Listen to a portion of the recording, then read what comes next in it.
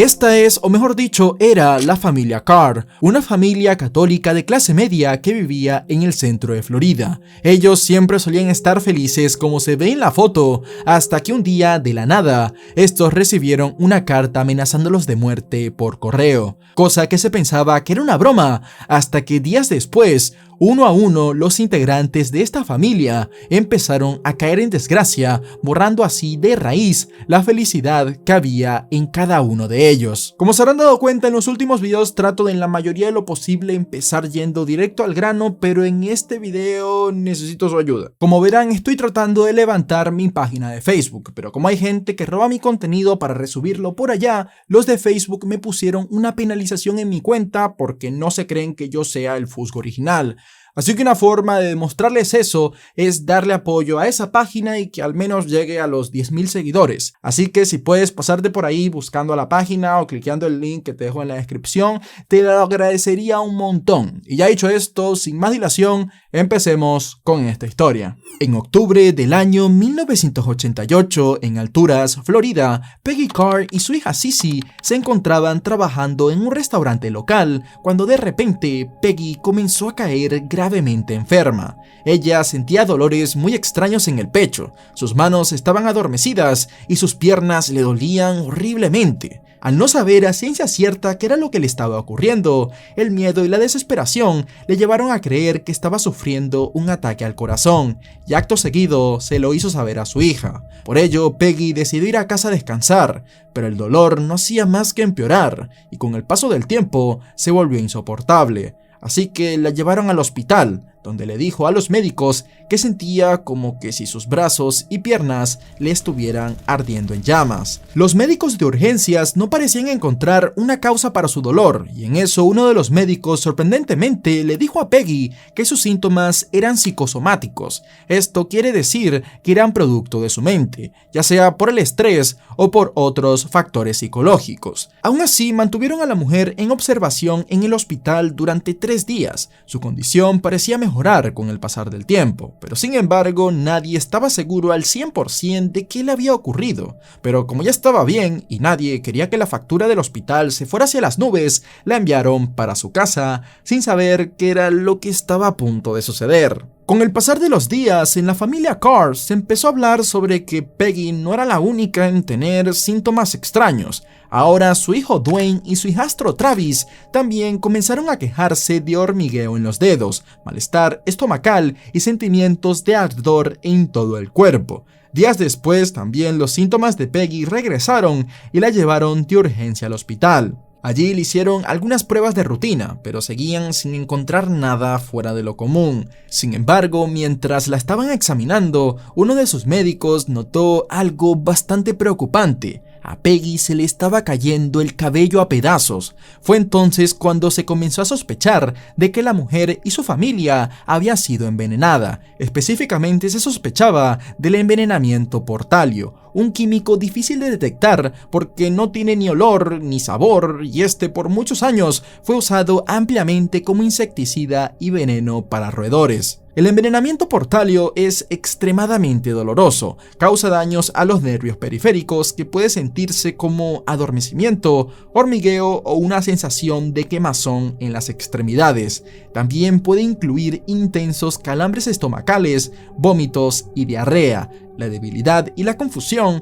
también son síntomas del envenenamiento por talio, y todos estos síntomas los estaba sufriendo Peggy. El tratamiento, si se detecta lo suficientemente temprano, consiste en tomar el compuesto azul de Prusia para eliminarlo de la sangre, y de no atajarlo a tiempo, puede resultar en la muerte. Ante esto, el médico encargado hizo que le hicieran a Peggy una prueba de talio en la orina. Cuando los resultados llegaron un día después, mostraron que Peggy tenía 20.000 veces la cantidad natural de talio en su sistema. Dwayne y Travis también fueron examinados y sus pruebas también dieron positivo, aunque no tenían tanto talio en su sistema como Peggy. Tras esto, también examinaron a las demás personas que vivían en esa casa, y esos eran Pai, el esposo de Peggy, su hija Yelena y su nieta Casey. Todos ellos también dieron positivo por pequeñas cantidades del químico, pero no a niveles mortales. Por ese entonces nadie podía comprender cómo había tanto talio en el sistema de Peggy. Esto no era ninguna casualidad, y desafortunadamente la mujer no había sido tratada a tiempo, ya que alguien haya sido envenenado con talio no está en los diagnósticos comunes que hace un doctor en su día a día, así que el pronóstico era fatal. Peggy se debilitaba cada vez más y sufría mucho dolor hasta por respirar. Finalmente perdió la capacidad de hablar y solo podía comunicarse usando lenguaje de señas, pero esto no duró mucho tiempo así, ya que pronto cayó en coma. Y el 3 de marzo de 1989, tras 4 largos meses de haber sido envenenada, su familia decidió desconectarla del soporte vital. Peggy, quien tenía solo 41 años, murió poco después. Por otro lado, los médicos seguían trabajando en que los otros miembros de la familia no corrieran el mismo destino, pero afortunadamente, tras estar 2 meses hospitalizado, Dwayne fue dado de alta, y su hermano Travis, quien la tuvo más complicada, permaneció así durante 6 meses. Ahora esto se convirtió en una investigación de homicidio. Por supuesto, la policía el primero que interrogó fue a Pai, ya que él y Peggy habían tenido algunos problemas matrimoniales en los tiempos recientes, y convenientemente él estaba fuera de la ciudad cuando la familia se enfermó.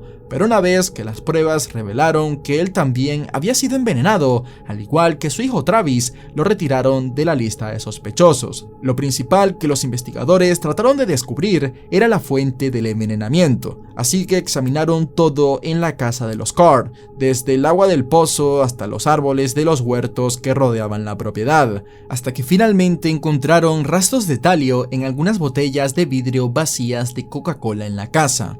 Esta nueva evidencia apuntaba a una posible manipulación del producto, lo que lo colocaba bajo la jurisdicción del FBI, y en sus laboratorios no solo encontraron talio en las botellas sin abrir, sino que también encontraron marcas de herramientas microscópicas que indicaban que las tapas se habían retirado cuidadosamente y luego vuelto a colocar, dado que este era un proceso que requería mucho tiempo y meticulosidad. Razonaron que no podría haberse hecho en la planta de Coca-Cola ni en una tienda de comestibles, pero sea como fuere, el culpable debía poseer una herramienta que le permitiera sellar las botellas de vuelta después de haberles agregado el talio, lo cual era realmente extraño, pues nadie en la casa de los Carr recordaba haber comprado esas Coca-Colas, pero como señalaron, Alturas era una comunidad tan pequeña y aparentemente segura que nunca cerraban con llave sus puertas, así que cualquiera podría haber entrado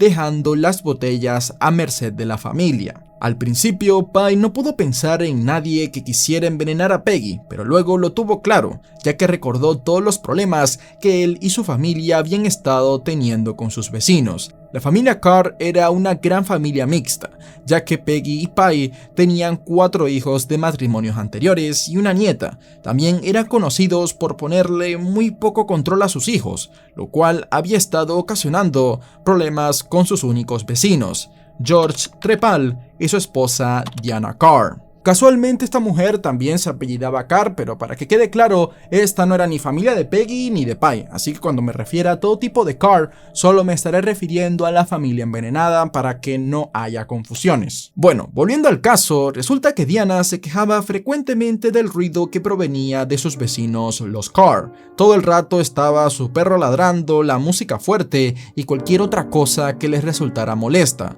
Por su parte, la familia Carr, especialmente los adolescentes Dwayne y Travis, respondían con desafío, aumentaban el volumen de la música siempre que podían, explotaban fuegos artificiales y además conducían sus cuatrimotos sin control, llegando a traspasar la propiedad de George y Diana. Y por si no fueran lo suficientemente molestos, todo esto lo hacían con una actitud burlona, mofándose de la corta paciencia de su vecina. A pesar del temperamento de Diana, la mayoría de la familia Carr consideraba a George como una buena persona, ya que él nunca se quejaba y los chicos recuerdan que siempre que les pasaba por el frente, les saludaba y les sonreía, hasta lo consideraban un poco recluso, nerd e inofensivo. pero al parecer no es que a él no le molestaba el desastre que hacían los Carr, sino que era de un carácter muy poco confrontativo, pues George también estaba tan molesto con los vecinos como Diana. Además, en marzo de 1988, este se quejó ante la Junta de Zonificación local sobre que Pye estaba convirtiendo su garaje en un apartamento para sus hijas y su nieta. Ante esto, Pye fue citado por una violación de zonificación, obligándolo a retrasar sustancialmente la construcción y a pagar más dinero para obtener una variación y permisos adecuados. Sin embargo, esto no solucionaría nada. En julio de 1988, 3 meses antes de los envenenamientos con talio, los Carr recibieron por correo una carta anónima dirigida a Pye Carr, y en dicha carta había un mensaje perturbador escrito a máquina en un post-it que decía: tú y toda tu supuesta familia tienen 2 semanas para marcharse de Florida para siempre, o de lo contrario, todos morirán. Esto no es una broma. Sin embargo, pese a que esta amenaza puede sonar aterradora para muchos, Pye se encogió de hombros y lo consideró como una broma, tomándole muy poca importancia. Grave error. Por si no fueran suficientes todas estas sospechas hacia los vecinos, los Carr recuerdan que en octubre, 2 días antes de que Peggy se enfermara, Diana fue a tocarles la puerta enojada, gritando y maldiciendo que ya de una vez le bajaran el volumen a su música. En esta ocasión, Diana se encontraba más molesta de lo normal. La mujer nunca antes había sido vista con un ánimo así ni de cerca. Sin embargo, ante esto, Peggy le abrió la puerta y le dijo que no iba a bajarle la música porque estaba en un nivel aceptable, a lo que Diana se alejó muy furiosa gritando: "No te saldrás con la tuya, esto no ha terminado". Todos estos antecedentes eran más que suficiente para que la policía ahora tuviese un motivo para el crimen, así que comenzaron a investigar el pasado de Diana y George, pero lo primero que descubrieron les haría saber que esta pareja no iba a ser fácil de inculpar, ya que eran extremadamente inteligentes. De hecho, eran miembros de Mensa, un club para personas cuyo coeficiente intelectual se encuentra entre el 2% superior de la nación. Por su lado, Diana se había especializado en química en la universidad, pero era cirujana ortopédica y a menudo trabajaba largas horas. George se describía a sí mismo como un programador de computadoras que trabajaba de manera independiente y no parecía tener ningún otro tipo de trabajo fuera de casa. A pesar de las muchas discusiones y conflictos de Diana con la familia Carr y su formación en química, por lo que vas a ver más adelante, George le llamó más la atención a los investigadores, pero en primer lugar, lo único que se lograba ver era que su perfil para el FBI encajaba en el de un envenenador, ya que en resumidas cuentas era un hombre blanco, de cuerpo frágil y pequeño, extremadamente inteligente con una personalidad pasiva que evitaba conflictos directos, y para cuando lo interrogaron, su perfil entró más en este estereotipo, ya que George parecía nervioso, evitaba el contacto visual y tartamudeaba. Además, cuando le preguntaron por qué creía que alguien quería envenenar a los Carr, su respuesta fue muy sospechosa, ya que fríamente respondió: los Carr fueron envenenados porque alguien debió haber querido que se mudaran del vecindario, y de las más de 50 personas, amigas y vecinas a las que la policía interrogó, él fue la única persona que mencionó un motivo así de lógico, y este fue precisamente el sentimiento expresado en la carta amenazante. Sin embargo, como mucho de lo que decía sonaba sospechoso, George recogió el cable afirmando que trabajaba mucho para enterarse de la vida de los Carr y que tampoco sabía nada sobre el talio, que él no se llevaba para nada bien con la química, pero una investigación más a profundidad sobre su historial demostraría que eso era una vil mentira. Es así como los agentes decidieron investigar el oscuro pasado de George, quien ahora era el sospechoso principal del caso. George Trepal, nacido en el año 1949 en la ciudad de Nueva York, tuvo una infancia de la que se dio poco a conocer para el público, pero que tampoco importa mucho. Lo importante es que era hijo de un policía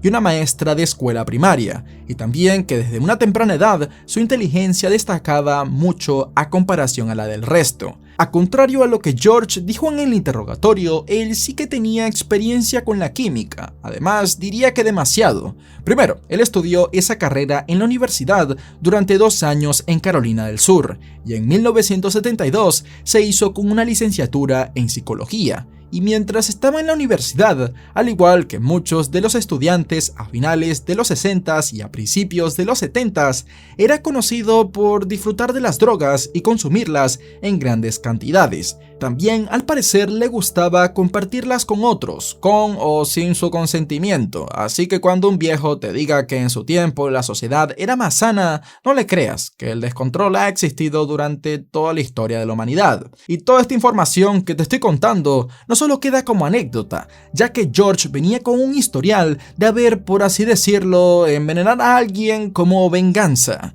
ya que, por ejemplo, en un momento dado se convenció de que otros estudiantes entraban furtivamente en su habitación cuando él no estaba ahí, así que cubrió el pomo de la puerta con alucinógenos diseñados para ser absorbidos por la piel para así darle una lección a los intrusos. Otra de estas travesuras que solía hacer George era que mientras estaba por un viaje largo de carretera con un amigo, estos recogían a autopistas siempre que podían. Autoestopistas es la palabra, que es un término que se usa para estas personas que están así en la calle, bueno, en las carreteras largas, pidiendo que les dé un aventón para viajar gratis. Y bueno, él hacía esto mostrándose muy amable y también con su apariencia de que se veía como alguien muy frágil. Las personas solían confiar en él muy rápido, y cuando él lograba esto, les ofrecía galletas o brownies con drogas solo con el fin de ver sus reacciones y reírse de ellos. Capaz hasta en algunas de estas ocasiones abusó de alguna de estas personas, y aunque no lo creas, la cosa no terminaba ahí. En el año 1975, George fue arrestado en Charlotte, Carolina del Sur, por dirigir uno de los laboratorios de metanfetamina más grandes del sureste del país, llegando a cumplir 3 años en prisión federal por el delito, y de manera reveladora se supo que utilizaba un método particular de cocina de meta conocido como el método P2P, cosa que hace que esta sustancia sea mucho más dañina de lo que es, llegando a ocasionar en quien la usa no solo un rápido declive físico, sino mental, ya que ocasiona psicosis, alucinaciones, incluso fuera de dosis, y aislamiento social, esto probablemente producto de la paranoia. Y algo curioso que se ve en la fabricación de esta sustancia es la presencia del talio. Así que este historial de vivir una vida estilo Heisenberg dejaba muy mal paradas las declaraciones de George sobre que no tenía ni la más mínima idea de qué era el talio. Pero a pesar de tener este pasado oscuro, desde que salió de prisión, George parecía estar en el camino correcto. Pero esto no duraría mucho tiempo, pues para este entonces, él y quien sería su futura esposa se conocieron en una reunión de mensa. George y Diana parecían tener un matrimonio sólido, ambos eran muy inteligentes y George era lo suficientemente pasivo como para permitir que Diana persiguiera sus ambiciones profesionales sin mucho conflicto, cosa que era un tema por ese entonces. Esta pareja también compartía el amor por el crimen real y los misterios. George estudiaba manuales de policía y se consideraba un experto en procedimientos de escena del crimen, haciendo que en uno de sus pocos círculos sociales se dedicara a organizar y llevar a cabo los fines de semana del misterio de asesinato de Mensa. Acá mostraban homicidios ficticios y luego guiaban a los invitados a través de las pistas para resolverlos. Y de este mismo club saldría otra señal bastante curiosa, ya que en abril de 1989, poco más de un mes de la muerte de Peggy, la pareja organizó un fin de semana de misterio de asesinato de Mensa, con algunas similitudes inquietantes con su envenenamiento. En el folleto que George escribió para los participantes decía lo siguiente: cuando aparece una amenaza de muerte en la puerta, las personas prudentes tiran toda su comida y cuidan lo que comen. Casi nadie muere por magia. La mayoría de los artículos en la puerta son solo una forma de decir no me gustas, muévete o si no, todos mueren. Esto no es una broma. Todas estas pruebas eran demasiada coincidencia, así que para este momento el departamento de policía del condado de Polk sospechaba fuertemente que George era el envenenador. Pero a punta de sospechas no se puede resolver un crimen, ya que no había nada directo que lo inculpara. Y aquí es donde entra la detective Susan Gorek, una mujer que decidió trabajar como una oficial encubierta bajo la identidad falsa de una mujer casada de nombre Sherry Quinn. Y así, con esta nueva identidad, empezó a tratar de ganarse la confianza de George. Sin mucho esfuerzo, ya que conocía de antemano el perfil psicológico de la pareja, Susan pudo hacerse amiga de ambos. Esto dado a que los dos no tenían muchos amigos y tampoco hijos. También Diana trabajaba tanto que a Susan se le hizo fácil pasar bastante tiempo a solas con George. Y aunque este nunca admitió nada, se encontraron varias pequeñas pistas que apuntaban a la culpabilidad del hombre. Primero, durante una visita a su casa, Susan notó que había una novela de Agatha Christie en una mesa llamada The Pale Horse. Y alerta de spoiler, Susan luego descubrió que el asesino de la novela usaba talio para envenenar a sus víctimas, y hasta en un momento dado, George le sugirió a Sherry que envenenara a su esposo para obtener lo que quería en el acuerdo del divorcio. También se enteró de que George hacía vino casero y que tenía una herramienta para volver a tapar botellas, cosa que hacía posible modificar bebidas que se mantuvieran completamente selladas. La policía esperaba que esta operación encubierta durara unos meses, pero George Trepal era demasiado inteligente para confesar un asesinato, así que esta operación, que llevaba el nombre de Pale Horse como la novela de Agatha Christie, se extendió durante 2 años. Años los cuales se sintieron mucho más largos para el FBI, pues ellos lo tenían blanco y en botella. George era quien había cometido los envenenamientos, y nunca mejor dicho, porque en la botella, en una botella, estaba la mayor parte de la evidencia. Sin embargo, después de tanta espera, los agentes tuvieron un golpe de suerte cuando George y Diana se mudaron a Sebring, Florida. La pareja había tomado esta decisión para que Diana pudiera establecer una nueva práctica médica. Así que Susan, quien seguía usando el seudónimo de Sherry, alquiló inmediatamente su antigua casa antes de que pudieran mudar todas sus cosas. Y tan pronto tuvo las llaves, los técnicos de la escena del crimen registraron dicha casa. De esta manera, dentro del garaje encontraron muchos contenedores con productos químicos. Sin embargo, no había rastros de talio por ningún lado, pero también encontraron algunas botellas vacías, una de las cuales tenía un residuo de un polvo blanco en el fondo.